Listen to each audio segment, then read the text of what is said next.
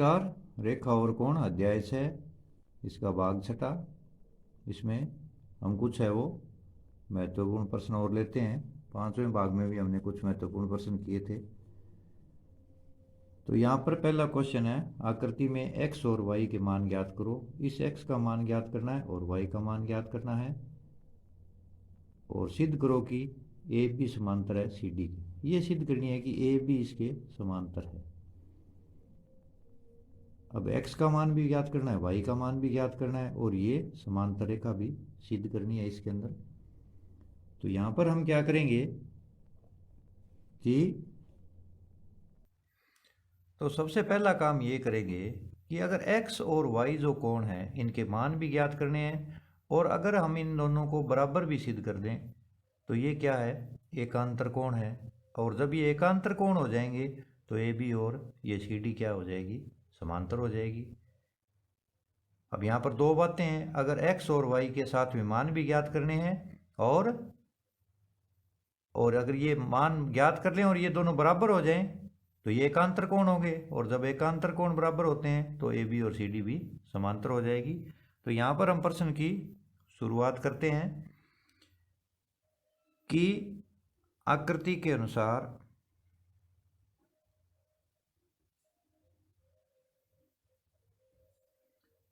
A B तथा C D, ये A B है ये सी डी है, इसको कोई रेखा एक ये ले लो, आप इसका नाम दे दो एल। ये रेखा जो है एल, ये कौन सी रेखा हो जाएगी, एक तिर्यक रेखा,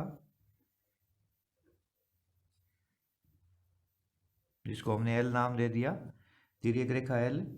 ये कहाँ पर, पी और क्यू पर, पी और क्यू पर प्रतिच्छेद करती है। तो ये बिंदु पी ले लो और इस बिंदु का नाम भी आप दे दो कोई क्यू। ये पी और क्यू पर प्रतिच्छेद करती है, प्रतिच्छेद करती है। यानी ए बी और सी डी कोई रेखा है, इसको एक तिर्यक रेखा है वो पी और क्यू पर प्रतिच्छेद करती है, यानी काट रही है पी और क्यू पर। तो अब क्या करेंगे, इस कोण के ऊपर आप ध्यान दो, ये पूरा कोण पी बिंदु पर फोकस करो और ये जो कोण, आपको ध्यान आ गया होगा कि ये 50 डिग्री और x डिग्री, इन दोनों का योग क्या है, 180 डिग्री। ये पूरा डी का कोण बन गया 180 डिग्री, यानी 50 डिग्री और प्लस x डिग्री, ये हो गए 180 डिग्री। क्यों हो गए, वही पुनः बात, ये रेखिक युग्म है। कौन से हैं ये, रेखिक युग्म। रेखिक युग्म क्या होता है कि ये कोई लाइन हो गई हमारी एल और ये पी, ये इसके ऊपर खड़ी है, तो ये सारा हो गया रेखिक युग्म। दोनों कोणों का योग कितना हो गया, 180 डिग्री। या x का मान यहाँ से निकल जाएगा, 180 में से ये 50 घटा देंगे इधर लेकर के, इसलिए x बराबर कितना आ गया हमारा, 130 डिग्री। x का मान बड़ी आसानी से निकल गया। यानी ये जो पूरा कोण है यहाँ से लेकर के यहाँ तक ये 180 डिग्री है, तो 50 और x, 50 इसमें दिया हुआ है चित्र में, x इन दोनों को जोड़ेंगे तो दोनों का योग 180 डिग्री है, तो यहाँ से हमें x का मान है वो प्राप्त हो जाएगा 130 डिग्री। अब जब x का मान 130 डिग्री हमें प्राप्त हो गया, y का मान बड़ी आसानी से निकाल सकते हैं हम, तथा कोण y कितना होगा, 130 डिग्री। अब यहाँ पे ध्यान दें, y का मान हमें दिया ही पड़ा है, ये 130 डिग्री है, तो y इसके सामने का कोण है, यानी ये शीर्षाभिमुख कोण है, तो y कितना होगा, 130 डिग्री, क्योंकि यहाँ पर हम लिख देंगे शीर्षाभिमुख कोण है, शीर्षाभिमुख कोण।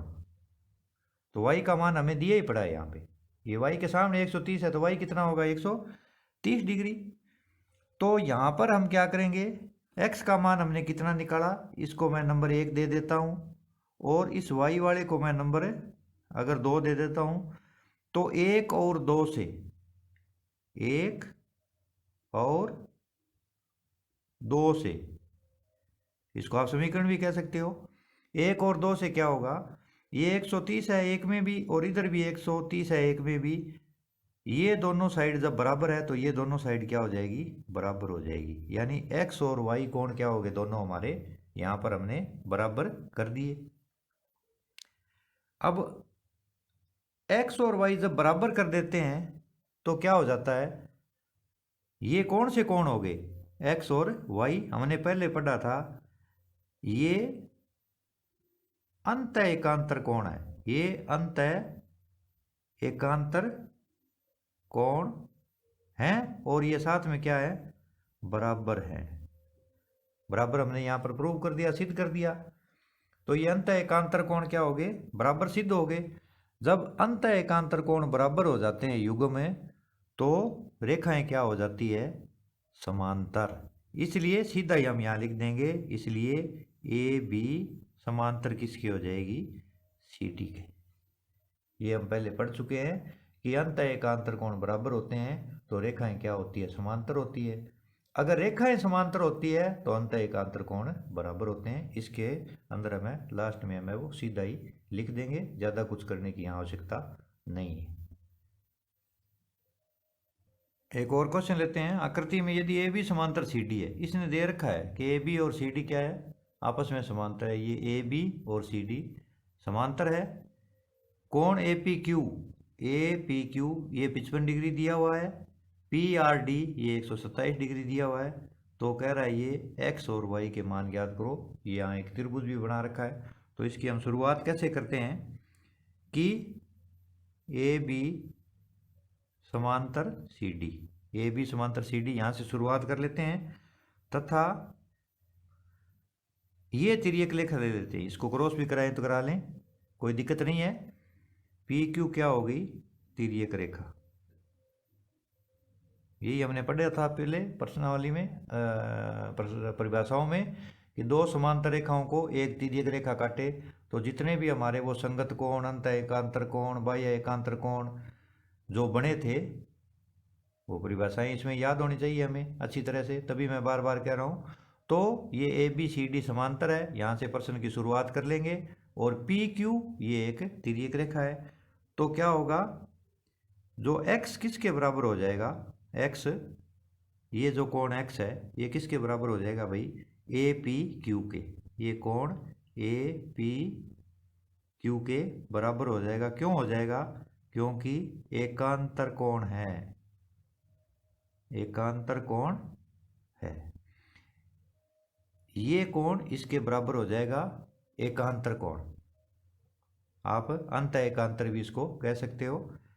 तो यहाँ पर x का मान कितना आ गया, इसलिए x बराबर कितना, 50 डिग्री, क्योंकि ये 50 डिग्री दिया हुआ है ए पी क्यू का मान। तो x बराबर 50 डिग्री हमें यहाँ से प्राप्त हो गया। पुनः अपने आगे और लेते हैं, पुनः ए बी समांतर सी डी। अब तिर्यक रेखा पी आर ले लेते हैं तथा पी आर तिर्यक रेखा है। पहले तो हमने ये समांतर ली, ये तिर्यक रेखा ली। अब इसके अंदर ये समांतर लेकर के पी आर को पुनः तिर्यक रेखा ले लेंगे। पी आर भी एक तिर्यक रेखा है, इसको अपने इधर वाले को भूल जाए क्या है। तो इसमें क्या करेंगे अपने, कोण ए पी आर, कोण ए पी आर किसके बराबर होगा, कोण पी आर डी के। ए पी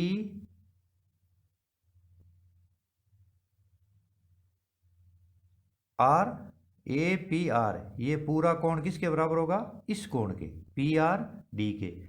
ए बी समांतर सी डी जब मैं लेता हूं तो जो ये पूरा कोण है इस कोण के बराबर होगा। परंतु इस कोण के क्या है, ये पूरे कोण के दो भाग हैं। कौन कौन से हैं, 50 डिग्री, ये कोण 50 डिग्री दिया हुआ है और ये वाई दिया हुआ है, ये 50 और ये वाई।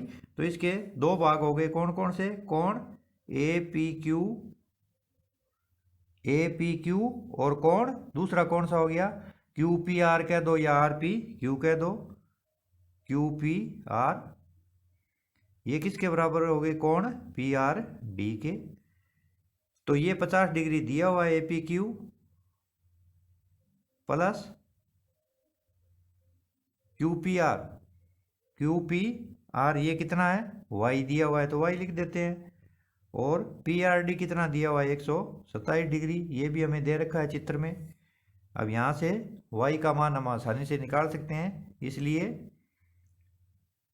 या इसलिए y बराबर 127 में से कितना घटा देंगे, 50, ये इधर आ जाएगा, तो कितना बच गया हमारा यहाँ पर 7 का 7 और 12 में से 5 गए 7, 70 डिग्री।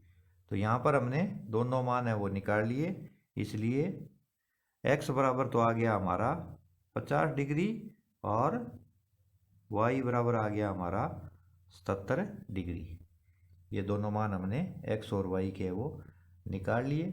अब इसके अंदर अगर इसका मान पूछे हमें तो ये त्रिभुज बनता है भाई, ये भी हम निकाल सकते हैं कि ये हमारा 50 डिग्री है, ये 70 है, तो 180 में से 50 और 70 का योग करके घटा देंगे तो ये हमारा कोण अंदर वाला ज्ञात हो सकता है, क्योंकि ये पी क्यू आर है वो क्या बन गया, त्रिभुज बन गया।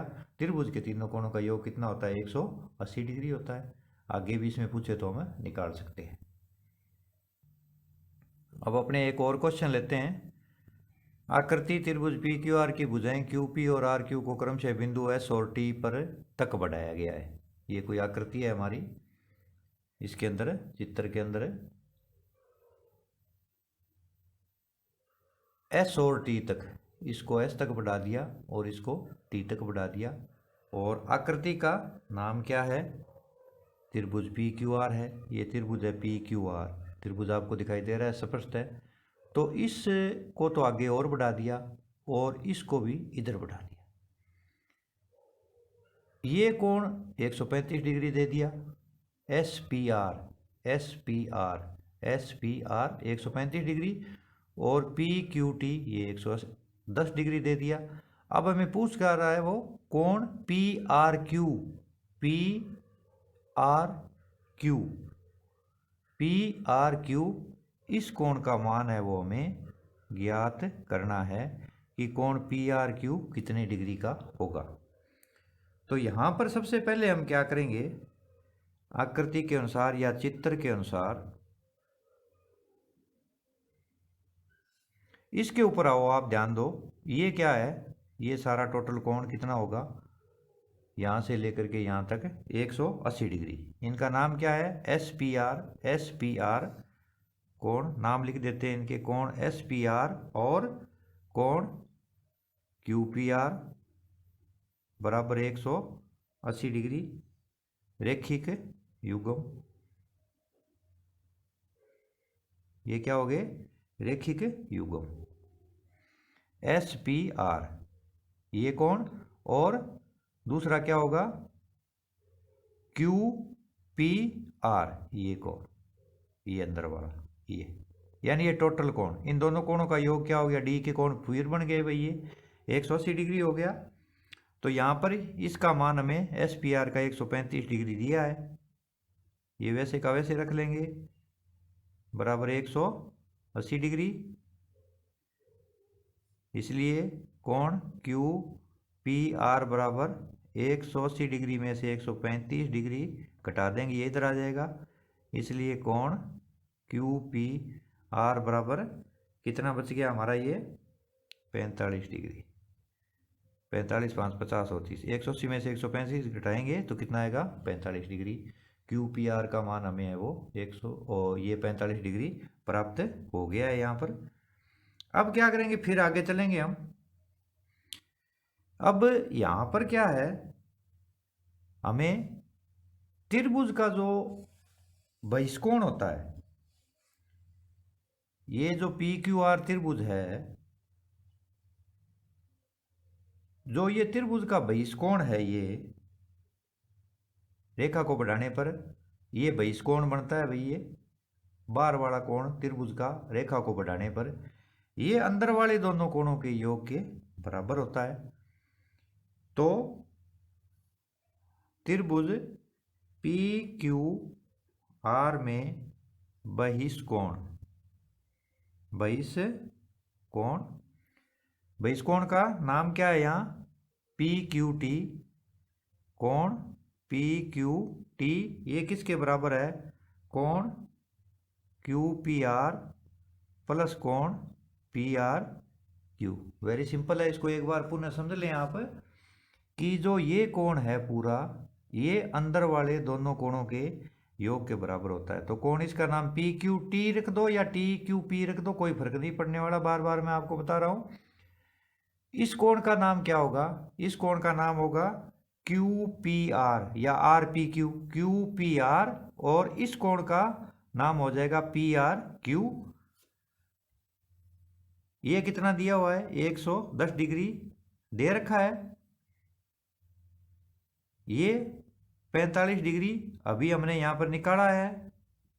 और प्लस कोण पी आर क्यू या 110 माइनस 45 बराबर कोण पी आर क्यू। इस 45 को इधर भी ला सकते हैं अपने, इधर वाली को उधर ले जा सकते हैं। तो इधर वाली को जो दाईं ओर पड़ी है उसको बाईं ओर लाएंगे तो ये माइनस में आ जाएगी। या 110 में से आप 45 घटा दो तो कितना बच गया? 65 डिग्री कोण पी आर क्यू। इसको उल्टा करके लिख दो अपने। इसलिए कोण पी आर क्यू बराबर 65 डिग्री। ये इसके बराबर है तो ये इसके बराबर हो गया। और यही हमारा क्या था? फाइनल आंसर था। किसका मान पूछा था? पी आर क्यू का मान। तो पी आर क्यू का मान है वो हमने यहाँ पर निकाल दिया। इसमें कौन सा फार्मूला अपनाया आपने? यहाँ पर एक तो रेखिक युग्म का, रेखिक युग्म से हमने क्या किया? क्यू पी आर का मान अंदर वाले का ज्ञात कर लिया, इसका ये दिया हुआ है। और एक इसमें तरीका हमने अपनाया बहिष्कोण का, कि जो त्रिभुज का बहिष्कोण होता है, बहिष्कोण कैसे बनता है पुनः एक बार आपने यहाँ पर समझ लो कि ये जो त्रिभुज है इसकी एक भुजा इधर आगे बढ़ा देते हैं तो जो इस कोण का मान है 110 डिग्री, वो इन अंदर वाले कोणों के मान के योग के बराबर होता है, इन दोनों के। यानी ये त्रिभुज का बहिष्कोण है। बहिष्कोण का मान इसके जो अंदर जो सामने कोण बनते हैं, ये कोण साथ वाला नहीं लेना, ये तो फिर डी का बन गया, ये 180 हो जाएगा। यानी ये बहिष्कोण ये है 110 डिग्री है ना, ये क्या है? बहिष्कोण है।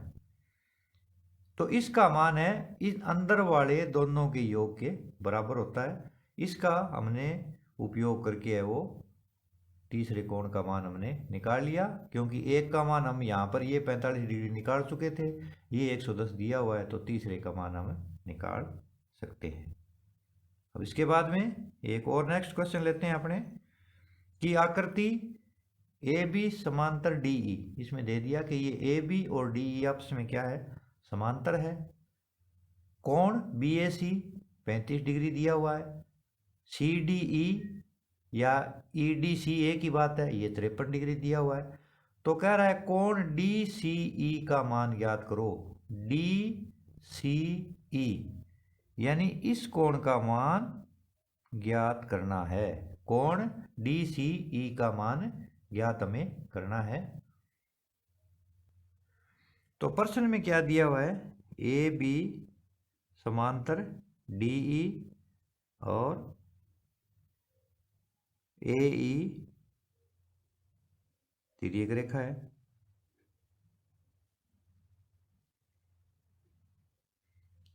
ये ए बी और डी ई समांतर है, ये दे रखा है हमें। और ये ए ई क्या होगी? तिर्यक रेखा। अब तिर्यक रेखा होगी तो क्या होगी? ये कोण और ये कोण, कौन सा कोण बन गया भाई? ध्यान दो आप, कौन सा कोण है ये?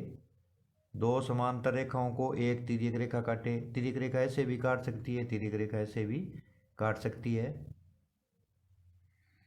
तो कोण बी ए ई यानी ये वाला कोण और ये वाला कोण, कोण बी ए ई बराबर कोण ए ई डी।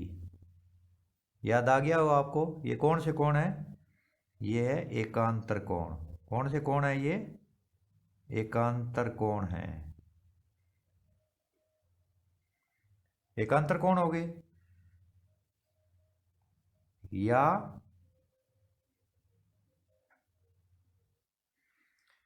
अब ये जो बी ए ई है, ये बी ए सी भी है, ये जो बी ए ई है ये बी ए सी भी है।